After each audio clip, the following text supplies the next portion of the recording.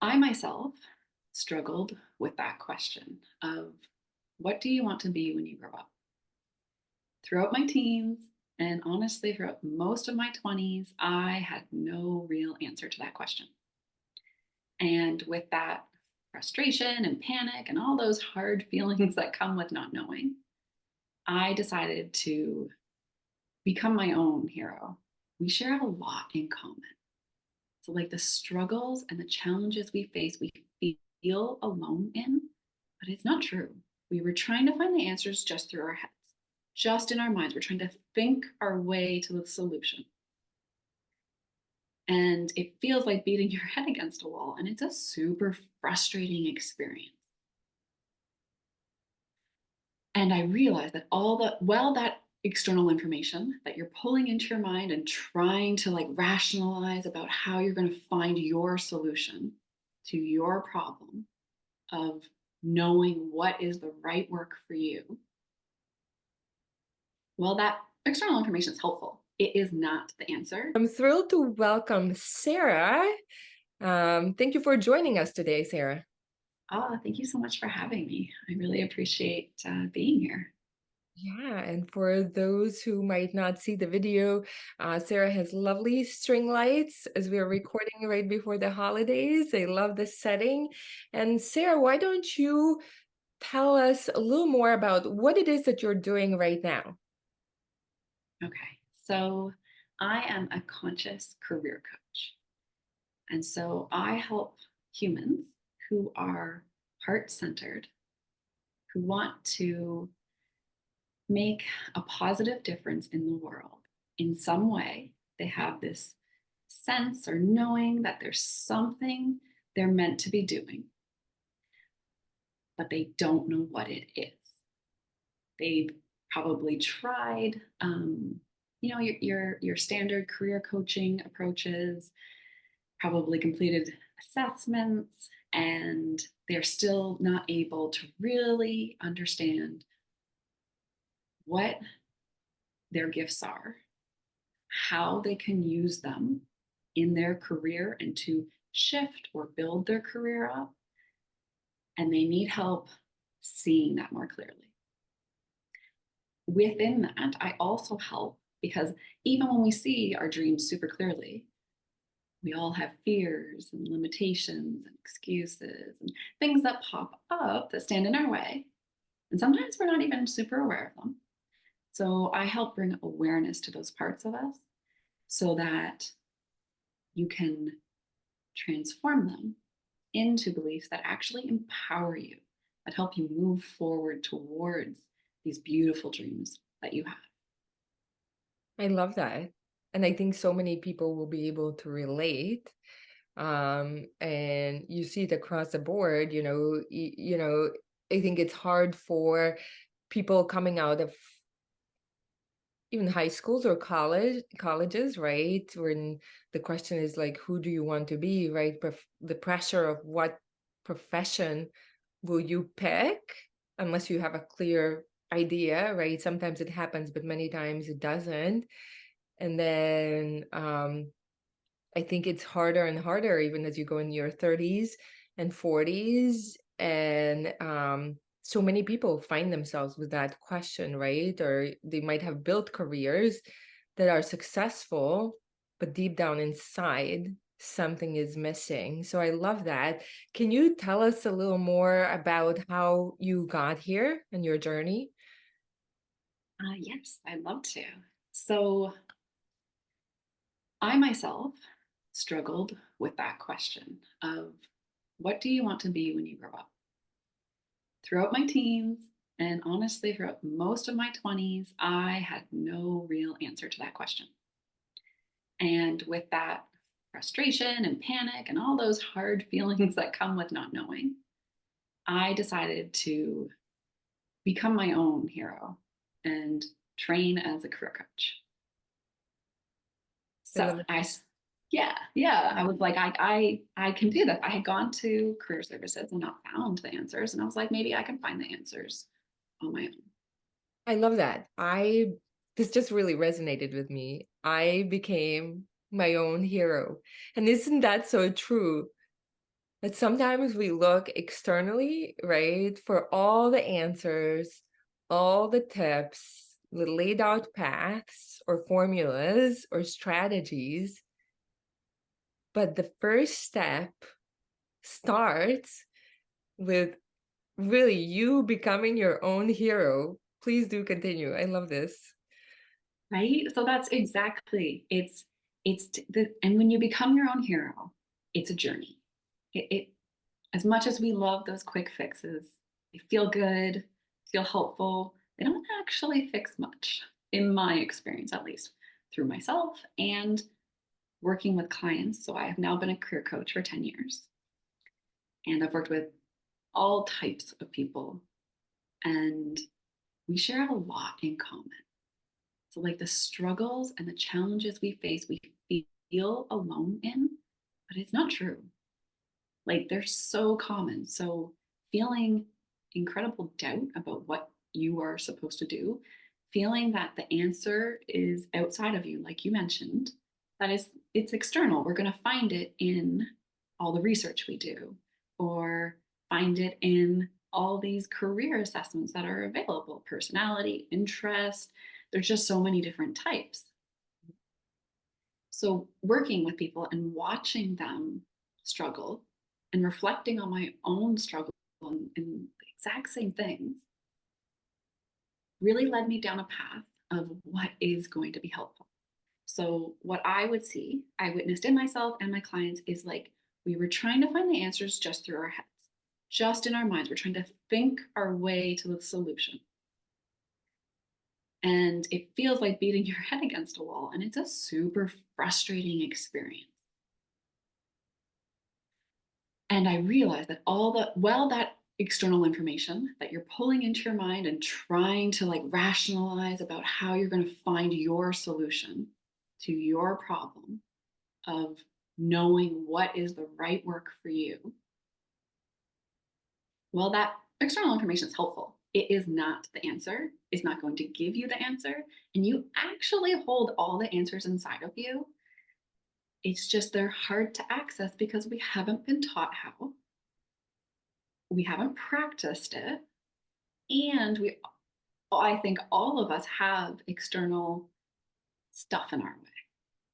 So when I say stuff, I mean it's the rules, the labels, the expectations, the beliefs that you believe are rooted in truth, but they're not. Often this is stuff we picked up when we were younger that we are not even aware that we believe or think or feel or um, and that's what could be holding us back. And it's super hard to release that when you're not even aware it exists. Mm. Yeah, totally. Because I mean, there's so much noise. More even if we set aside the childhood stuff, your boss will tell you things, Mhm. right? Your clients will tell you things like you worked in cultures that behave in certain ways that are driving certain outcomes, right? That are obviously based on the interests of other people, right? And so you're kind of marching to the orders, but why is it why is it so hard? So it's kind of like when you say the answers are inside of you, it almost sounds like a cliche. Okay, we can repeat it, but we have such a disconnect with actually experiencing that and living that. So what would be one powerful step or one of the most powerful steps or maybe exercises that somebody can do to uncover a belief, right, that is standing in their way? Mm. So I actually have created a guide, and when you go to my website, it is free, and it is how to identify your limiting beliefs because we all have them. Some of them are common, some of them are unique to us. Um, but if I were to offer a tool right now that will help you, so as I get deeper into this work, what I'm realizing is why that we say it and we can think it cognitively like, oh, I hold all these answers, but I can't hear them, I can't feel them. And I think that has to do with a mind body disconnection because our minds are beautiful and powerful, but they are just one tool. And they're supposed to work with other parts of us that we have. So I work with clients who really want to follow their heart. They want to make their world, their family's world, their communities, the world itself better. But they can't hear their heart. They know it's there. They know there's information there, but they can't hear it. And I believe that's because we don't necessarily feel safe going into our bodies and feeling. We don't know how we it's kind of the unknown, and the unknown is always a little scary. Mm. Mhm. And we often run from our fear because this is just a human, response. That's natural. There Mhm. is choice.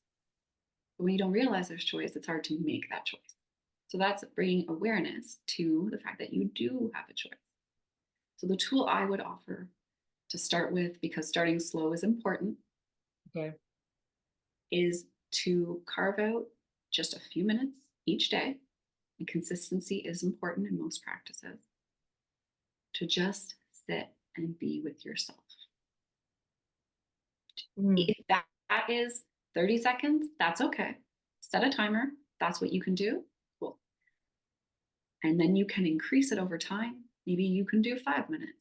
And when I say you're going to sit, I suggest closing your eyes and having no agenda. Just sit with you. And so your thoughts will be there. And this isn't meditation, although meditation is a very powerful tool too. But this is more just creating awareness of your experience. So as you're sitting there, you can notice in your body, do you feel anything? And by feel anything, I mean you're going to have physical sensations. Maybe you have a pain somewhere. Maybe you have butterflies in your stomach. Maybe like there's just so, and you don't need to change it. Just notice it. Mm. You'll also have thoughts, and that's great. They're welcome. That's how the mind works. And you might also feel emotions. You might suddenly bubble up with a little bit of apprehension. Maybe some deep love starts rising. Or maybe you feel a little discomfort in your tummy and you're like, oh, could that be sadness? And that is where I would recommend to start because getting into your body is a process. And I think we're not using that tool. Our heart, our body, we're not comfortable using it. And so that's a slow introduction into how to get a little bit more comfortable being in your body, which means being in your experience in this moment right now. I love that. It's so simple that it's easy to overlook, and most of us skip it Mhm. on day-to-day basis. I love what you shared. Would you be open to leading us through like a 2 minute like connect? Like right Yeah, now, like an experience, we're sure. that like anybody can get their coffee if you're not driving, right? Sit down and close your eyes. It's Yes. accessible. It's super accessible, right? You don't have to go to the gym. You Mm. don't have to get ready. You don't have to do anything. Just right now, sit down, close your eyes. Okay. So right now, yes, make sure that you are not driving or doing something that is needing your attention. So if you take just a few minutes, close your eyes is what I suggest, but lower your gaze if that just feels more comfortable to you.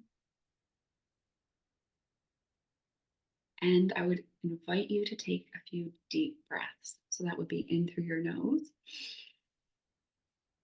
and then exhale through your mouth. So I invite you to take a few of those just at your own pace.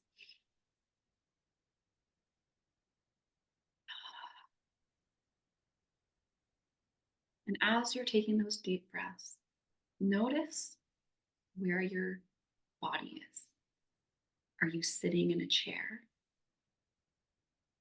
And as you bring attention to where you're sitting or laying, really feel into the support. Feel into the fact that you are being held right now. Maybe you can feel it on your back as you lean in your chair. Maybe you can feel it on your bottom, back of your legs as you sink deeper into your seat. Just allow yourself to be there.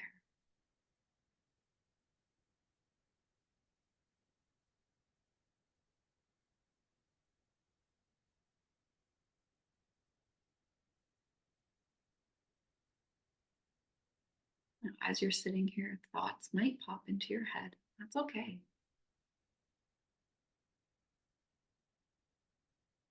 Each time they do, just observe and then bring your attention down into your body.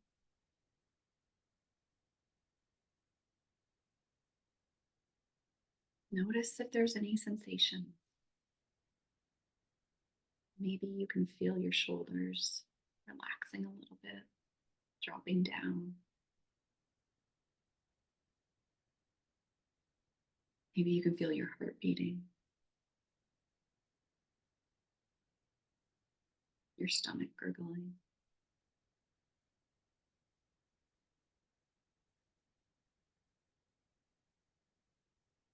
You might notice maybe some tension somewhere. Shoulders, your back, maybe your hips or your knees. And that's all allowed to be here.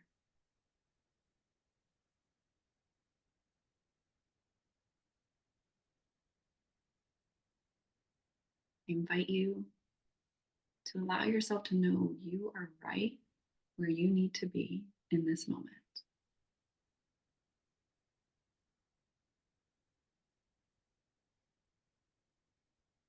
Beautiful. Thank you. That's You're awesome. welcome. I think it's always good to integrate, right, the experience versus just like you said, being stuck. Like we can know all the things. Most of us, including people listening, we know all the things, right? Mhm. There's so Yep. many things. We're so smart.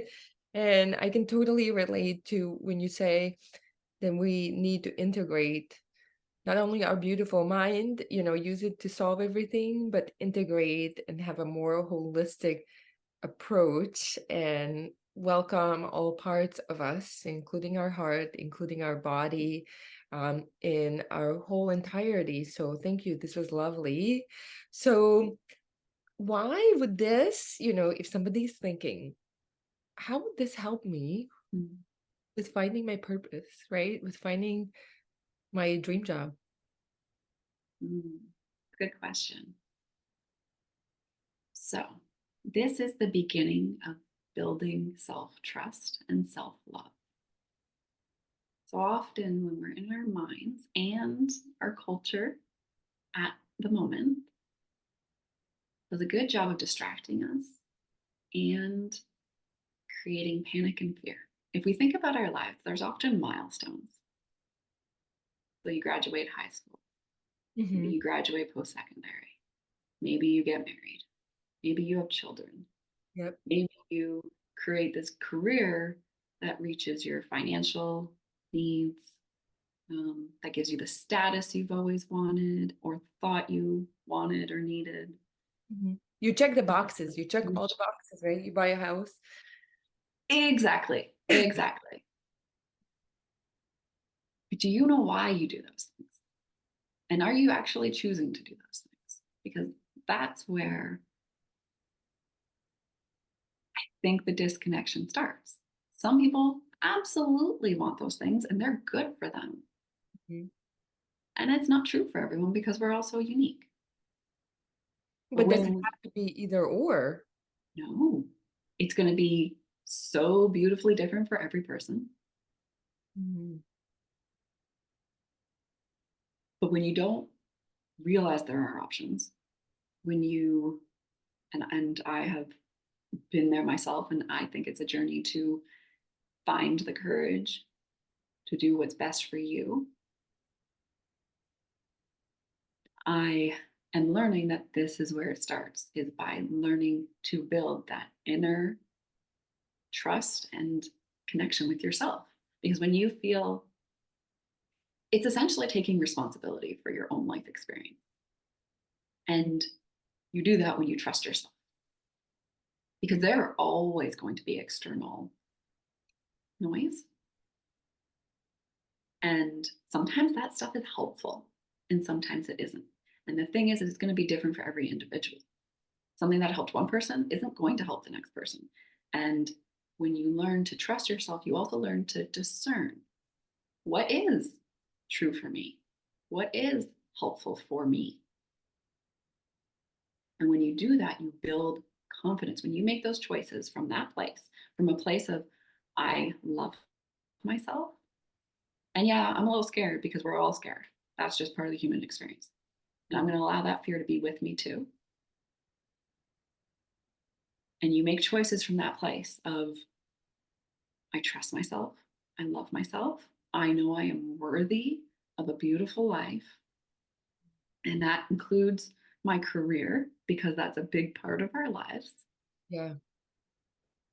You build the confidence, and suddenly you don't need to access your courage in quite the same way. It's actually propelling you forward because you're like, I know. I imagine it if we're using like a metaphor, I imagine it like you are the bird sitting on the branch, and your faith is not in the fact that that branch isn't going to break. Your faith is in your own wings. I love that. I love that metaphor. Yeah. That you have wings. And so many times we're focused on the branch, right? Like holding on to jobs because we feel like the job is a source of our income, right? Like that the company is the source of providing for us safety, stability, whatever it is. But Fulfillment, meaning. Yeah. back to the wings that you are, it's coming actually from you. Mhm. And we are so focused on the branch. Oh my God. Yeah. Yeah, totally. So when you were talking about becoming your inner hero in your own experience, so when did it happen to you? When did you get that? When did that aha happen for you? So, as I said, it's all a journey for all of us, and they're all going to look a little different. Yeah. So, I think that I started that process when I decided I was going to train as a career coach and figure out how to do this for myself and for others. But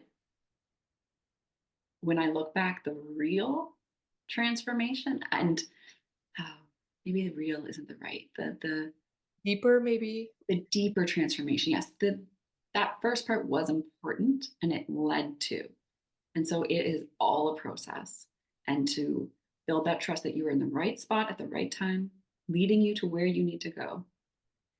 In 2018, I suffered severe depression and anxiety to a level I've never experienced before. And I was looking to take care of myself. And then the pandemic hit. And we all know, we all had our intense experiences with that. They're all unique and different. We were all in different boats. It might have been the same storm, but we all had different boats. Um, and for me, that experience coupled with my depression really launched me into deep self discovery. And so that taking those brave steps to look inside when I was terrified, I was unsure of what I was going to find. I also held this little ember of hope that this was the most valuable path I could take in my life was really getting into my own deep experience of myself was going to light the path for me. And I haven't looked back. That I would say is when I really became my own hero. Mm, I love that. That's a very moving story. And this is where I recently interviewed this lady who was a teacher for years and now is taking steps to um, build, something bigger for herself. And she said the same thing. People think that introspection, this inner work is easy, and it's not. Mhm. And Mhm. and how do we make the kind of cross this path of actually integrating and actually doing this work, and how like to actually make the change, right, and transform. Mhm. Like you said, it starts with yourself, your inner self, but also then obviously there will be the ripple effects into your career. Mhm. um, how long is a journey, and how much time do we have to actually kind of, how much time goes into it? Mhm. Good question. So that is the thing. There isn't a timeline. So really, it's the rest of your life. Mhm. It's a way of living, is what it becomes. And what I have noticed in myself and in others, like you had mentioned, it's not easy. And it takes effort and work and dedication and consistency. I find that when we, yes, this side is that, and not doing the work is also painful. Mhm. It But is it's so also skipped, hard. over by, I think I don't know, gaslighting, it's like a popular word, but it's like Yes. we tell ourselves it's not important. The society, the narrative out there is like, well, this is fluff, right? Like, let's just Mhm. get to the strategies, right? Right. Test the interview techniques, the negotiation, let's go, search, research, create these all, exercises, why, like that we can think of. And why are we skipping over this part? Well, I think we are because that's what we've been taught to do. And so it's our patterns, it's our and it's human nature. We tend to do things over and over. What I would ask is, have you gotten the results you want from that work? Damn. Right? Do you feel the way you want to feel? The feelings that you experience on a daily basis, are those the ones that you want to continue experiencing? I'm going to guess no, because why else would you be here? You want change, you want something better. And part of you knows that exists for you. Mm. So when you think about it, you are still putting in the same amount of effort, consistency, and facing challenges daily. But you keep doing that. You keep doing that. But if you shift your perspective of, wow, I'm already doing so much work, I am already putting in so much effort, Mhm. you continue the same amount of effort, you just pivot it towards the internal instead of the external. I love that because it's kind of like you're on the wheel, doing the same thing over, and we can be on the wheel for years. And we often are. Yeah, I know I have been. a Mhm. little bit. Go ahead. That's exactly. So you get to choose the wheel if that's what you want, because it is. It's this is how humans work. We like patterns. Our brains, that's why like they're structured. You're just changing the pattern. And in the beginning, that's super uncomfortable. But once you continue, it becomes easier and you get to see the results that you're actually looking for. But is that because essentially to change, right? To get off of the wheel, the ladder, the climbing the proverbial career ladder, right? Or doing in a way same thing over and over again, according to the framework or the society, your company, right? Externally that's provided for you. Does that come down to like the change comes down to rewiring, like developing new neural pathways in your brain? And is that why it's more challenging? So I'm definitely not a scientist. And um, so I have some knowledge about that. I believe that's probably what's happening. Someone else could speak, More eloquently. yes, to the actual science of what is happening in your brain. I mean, you can go out and find studies. Like there are so many studies if we just look at meditation and how when you meditate regularly each day, and we're not talking extreme amounts of time, let's say you do it 10 minutes every day, you learn how to take control of your attention more. And this is because your brain is shifting. You shrink your amygdala, which is the oldest part of our brain that, responds to fear. Yeah. And you enhance, I believe, the front part of your brain, which is where you make decisions and you think rationally from. And I say rationally because I don't Mhm. think that's universal. Yeah. Mhm. We don't even need all the studies. I don't think, we don't need Mhm. fancy explanations. I think we know that change is hard, Yeah. right? Because Yeah. the safety is in the familiar, just Mhm. from how we are set up, our, kind of basic systems of our brain. Yeah. We equate familiar with safe. So I think that's why we can be, and I think I can relate. I have been for years like on the same treadmill. I mean, it might look a little bit like the form shape and shifts a little bit. But when you talk about like when you were feeling the anxiety, right? I think you said panic or another kind of feeling of overwhelm. Mhm. Was that your body? Because I know a lot of people have that experience. I've had it too in different positions. Is that your body telling you that something is off? And it just gets louder, that you're either in the wrong environment, in the wrong company, in the wrong culture. Isn't like when you talk about being connected with your heart and with your body, right? Mhm. Isn't that a signal that you have to do something differently? Yes. And it goes a little bit deeper. So, absolutely, that is your body's response alarming you to something, Yep. finding the something. So, it doesn't necessarily mean you're in the wrong company or doing the wrong work. And that is what makes this, because you feel that in your body, you go straight to your head of, oh, okay, something's wrong. Now I need to solve it. But when we can maybe relax that problem solving a little bit, because those are the creatures humans are. We are problem solvers, and it is powerful and amazing. And it comes with limitations and might not actually always be the best approach right away.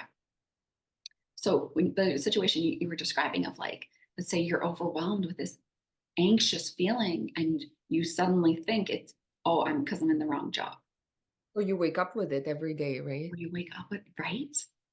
That is very, very powerful information that I encourage people to listen to. But like I had said earlier, those hard feelings we tend to run from. So we will scroll on our phone instead to get rid of that feeling. We will consume something that makes us feel better. And that could be almost anything. And that is a natural coping strategy, which makes sense. We want to feel better. The work that I help people do, well, we don't need to abandon that right away. We do want to shift because that is not helping us. That you're explaining this kind of loop. And then we go back to the job. Let's just say it's the job that you're really dislike your boss, or you don't feel like you fit in, or it just feels off. It feels icky. You don't like, you hate, like if you're feeling anxiety on Sunday because you've got to go to work on Monday, yes, yes, that's a sign that this is something is off, but we don't know. Is it specifically the job? Well, you don't know yet. So learning to get into your body and creating safety in that. And I love that you brought up safety because that is the foundation, I believe, of transformation. If you don't feel safe, you're not going to be able to change in a sustainable way. You might make a huge change, like New Year's is coming up. We often do, right? We set these big grand intentions, and then we often don't follow through because they're too large and they don't feel safe. So that's where getting into your body and building that trust will allow you to feel your emotions more. So you just got that general sense of overwhelm, anxiety, panic. You're like, I just know I don't want to feel this. When you create space to know that it's okay to feel that, you might have more access to actually what you're thinking.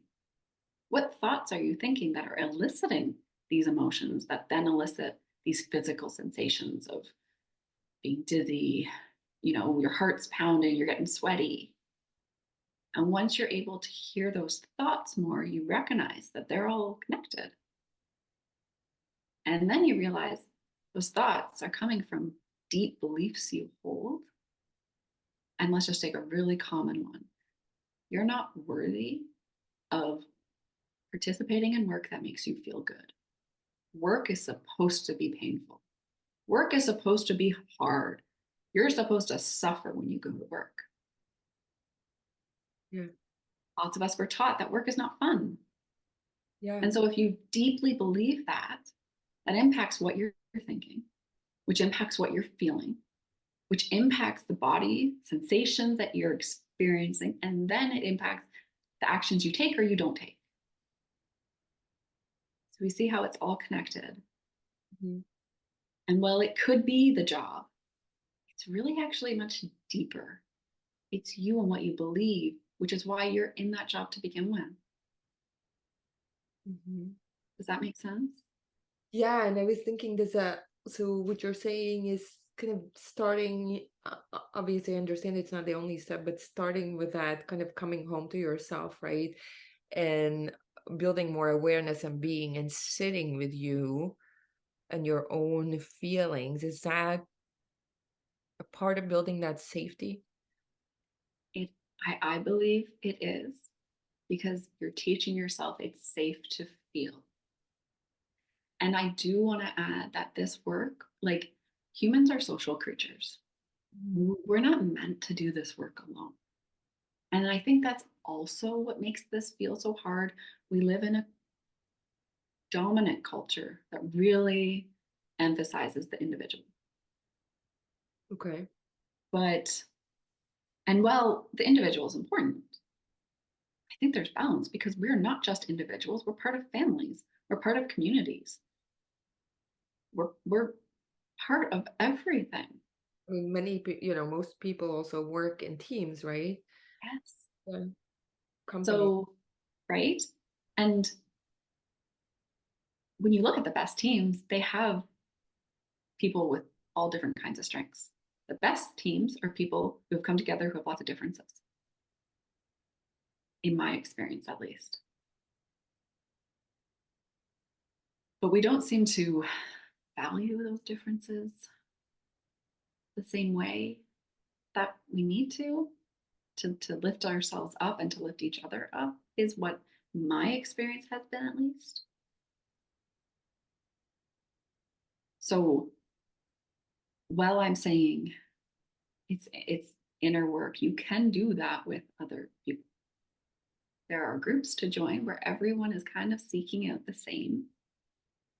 I would encourage you to find those groups. There's tons online, and there's so many different kinds that there's absolutely some that will resonate with you. Mhm. There's also coaches. If you want more one-to-one work or even group within group coaching, because we're not all, and this isn't for everyone. This is for some. Some people can pick up a book or Mhm. watch a video and be like, yes, and they can start doing it on their own. But I think most of us, we need the support of others. And we need to support others because that makes us feel good. Yeah, because I wanted to ask you, and we kind of went into this before we started recording, is what is, because I think it's so easy to get in the mindset, okay, you hear a tip there, you read the book, right, which is full of tips and strategies, including this inner work, right? Like meditate, do this, do that, right? So we know all of this.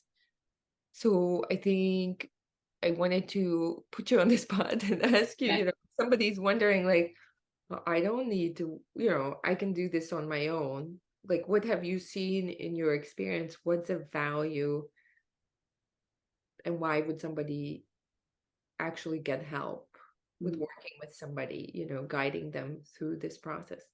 yeah. So I guess what I would speak to is my own experience because that's the one that I know the best. Yeah. So I, like many people, listened to podcasts and read books, and it was all really helpful information. And they had so many tips. And this is honestly where a lot of my journey started years ago of listening to podcasts and listening to new ideas and then being like, ooh, that works for them. I'm going to try it out. And it did work a little bit. I was able to do some of it by myself. Yeah. And that's great. And I know there are lots of people out there who can do that as well. And that's fabulous. And perhaps that is the right path for them. In my own experience, my growth and the transformation of not only my internal world, but when my internal world was changing, I saw it in my external world vividly, very vividly. And that began to happen when I connected with others who were doing similar work. I hired a coach and I joined a group program where there were 10 other humans who wanted similar growth. And I met with them every week. And I saw my practices strengthening. It didn't feel as hard anymore. When I was doing it on my own, it was like, ugh, I have to do this because I know it'll make me feel better. It was that kind of feeling. Yeah. Whereas when I started working with others, I was like, oh, I get to do this because it's going to make me feel better. I love this. Go from I have to, right, where it's just another responsibility on your shoulders when you were talking about, the body scan and the neck tension in your shoulders. You're like this can, it kind of that is your mindset. And I've been there too. And I still sometimes go there, is that it just becomes this another checkbox or another Right. heavy responsibility. And we don't need more of that. We really don't. And what I have noticed in myself doing this work is that that is the journey in itself too, to get to that, like, this is something that I love to do because I know how much it actually helps me. And I don't have to make it a huge thing. It doesn't take over my whole day. And it actually sets my day up so that it's easier. Everything else becomes easier. So it's almost like it's lifting something off my shoulders. Yeah. From I have to I get to, and Yes. injecting the spark and the play and the fun and the wonder in it. I love that. And tell us a little more. Okay, so in 2018 or 19, you're experiencing, right, these feelings of anxiety, and you said that even depression, right? And finding yourself in a tough, really hard place, dark place, right? Um, how, can you tell us about the transformation, that happened for you? Yeah. So because like as it's all messy, right? And my work was part of it. Yeah. That I was working in environments where I didn't necessarily feel like I could be myself. Mhm.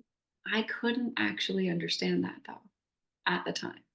What I Yeah. did understand is that I felt terrible. And my system's response was to down, shut down and activate, I guess, at the same time, depression and anxiety. Yeah. It forced me to take a break. And I think a lot of us experience that. And if I could choose, I would have rather have chosen to take a break than be forced to. Yeah. In hindsight. Yes, exactly. And I get that part of my mission is to help people. You don't have to get to that point. You don't have to wait for the breakdown, the burnout to transform. But lots of us do because that's the world we have right now. And if you're in that place, what worked for me,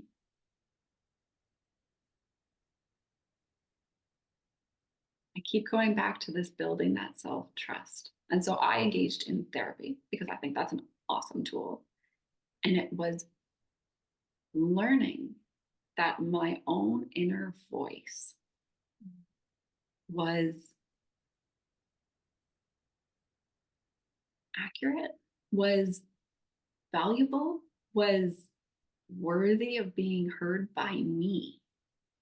Because what I had been doing was pushing it aside.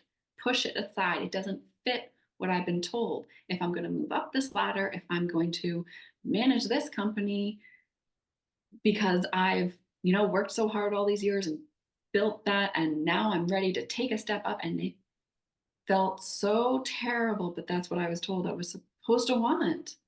So I kept pushing my own stuff, my own voice, my own values, my own dreams away until I made myself sick.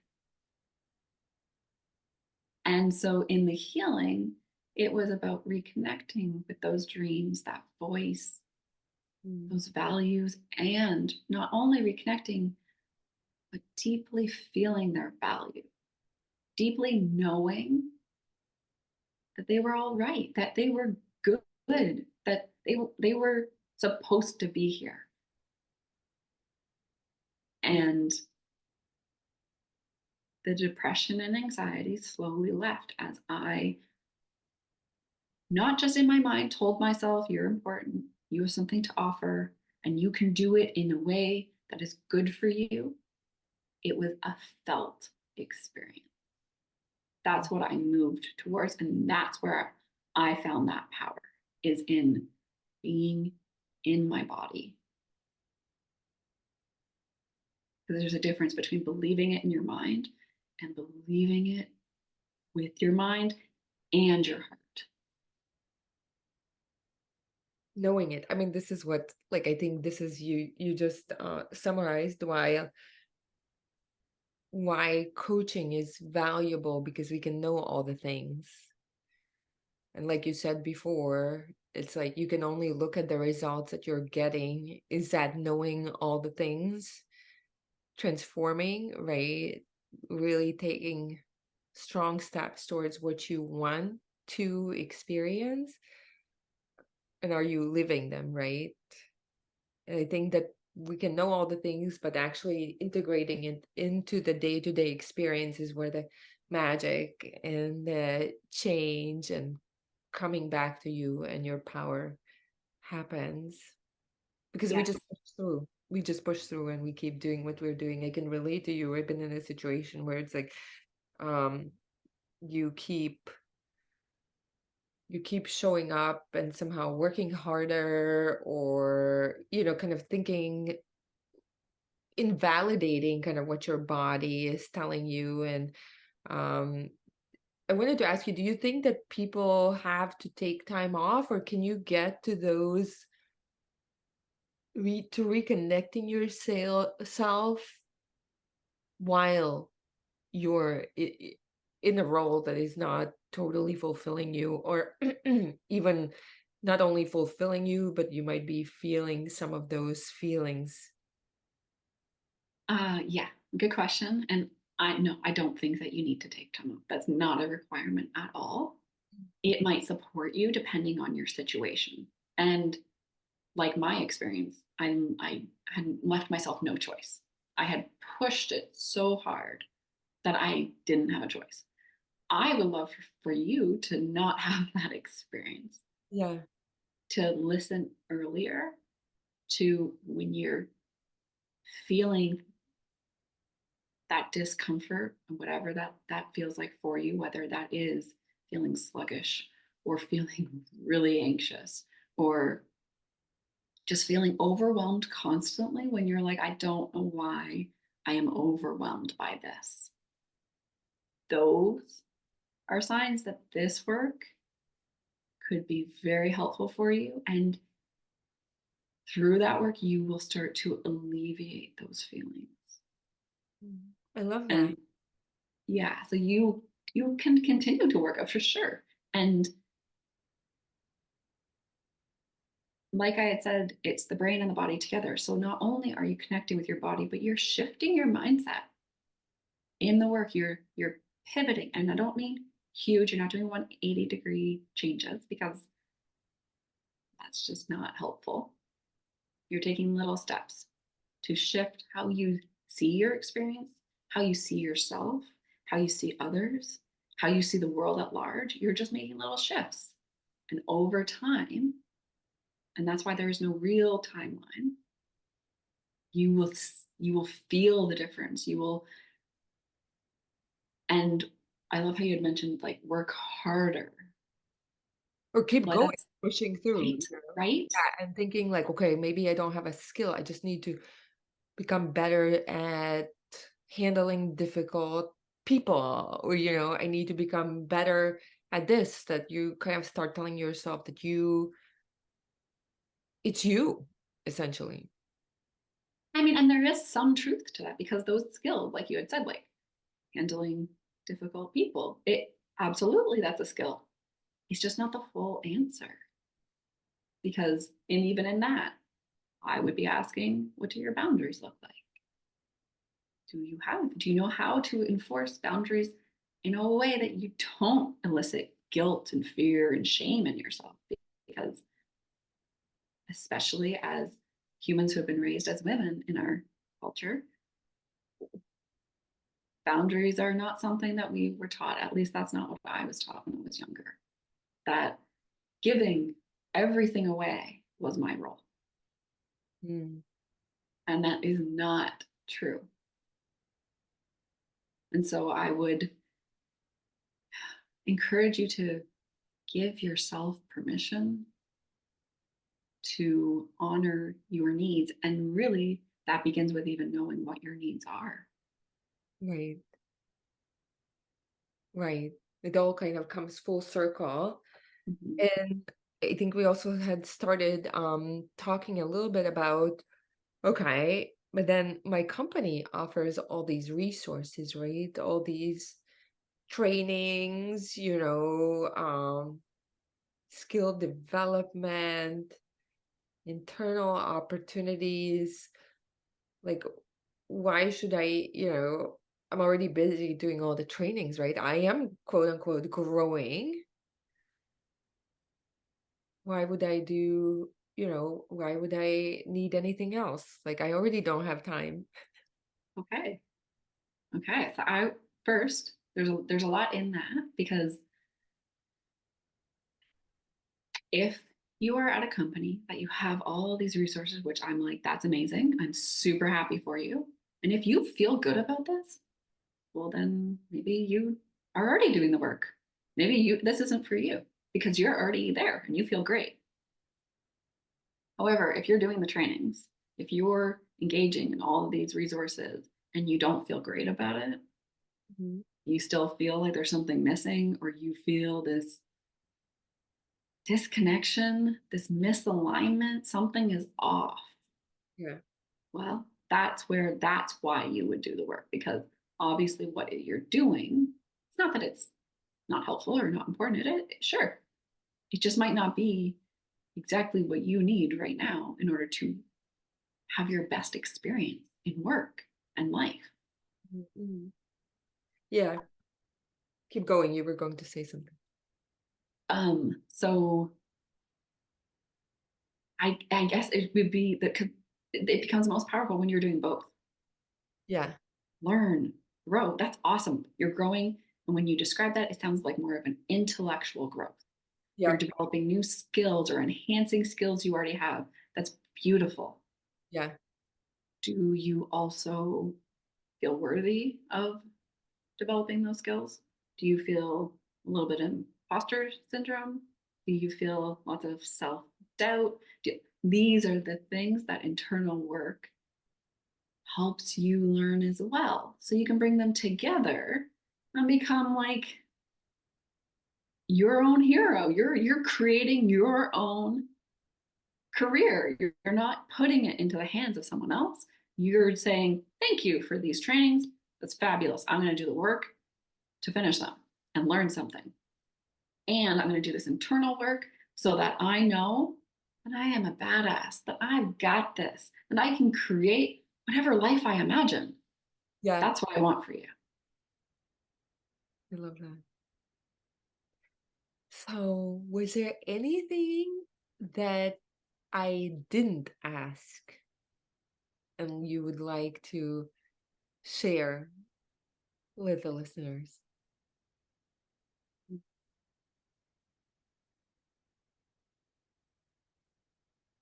I guess just to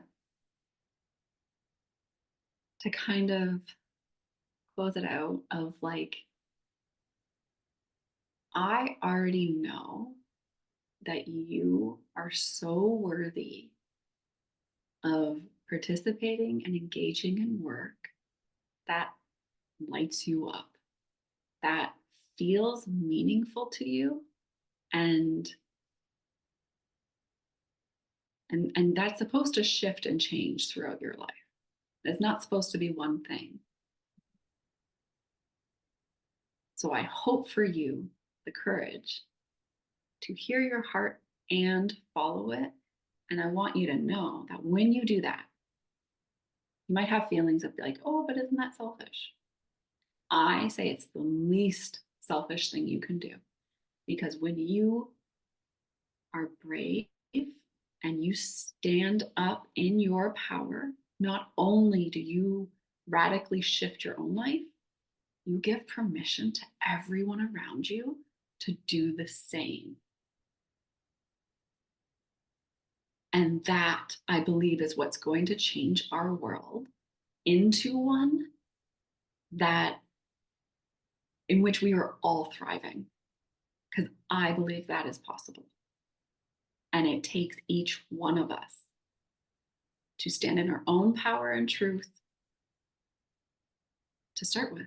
That's where it starts. I love that.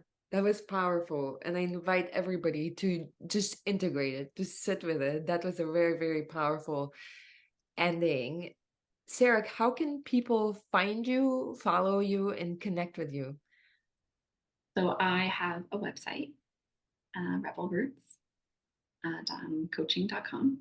So you can book, um, sort of like a discovery call with me if you want to learn more about my specific approach to this work. I also have free guides on there. I have a blog on that website. And the best way to connect with me on any social media platform would be LinkedIn. That is where I post articles, and I'm happy to engage with you and answer any and all questions that you have. I love that. I encourage everybody to connect with Sarah, and I will add, these links in the show notes. Um, thank you for the beautiful work that you're doing, Thank you so much. empowering people and being a bright light. I think this conversation will help, us, each one of us. And that's why kind of that concept of unity, of how we are all connected. And I think this is why conversations like this are so powerful, because we need these reminders, right? We know so much in our beautiful minds. We're so smart. And all the women listening to this are so smart and capable and achieved and accomplished. But somehow we all need these connections back to ourselves, these reminders. And I was just doing this morning this exercise, just like a testament to what you're saying. This power of this inner work is um, how I was just doing these simple affirmations, like mirror work of saying, you are so seen. You're so sweet. You're so capable. You're so lovable. And like how sometimes we didn't get that when you were talking about like the earlier years, right? In our childhood, right? Depending on what your experience was, this is where we all have some things that our heart is longing, right? Longed for our parents to say to us, longed for our parents, right? And the world to validate and that we still operate, right? When we learn all the strategies and the tips and everything is so, like you said, both parts are valuable, but that this foundational piece is so key, because then you apply these strategies from a place of deep self-belief and love and knowing, versus using them and needing the world to validate you, right? By, you know, through the interviews, through the offers, whatever, through your boss,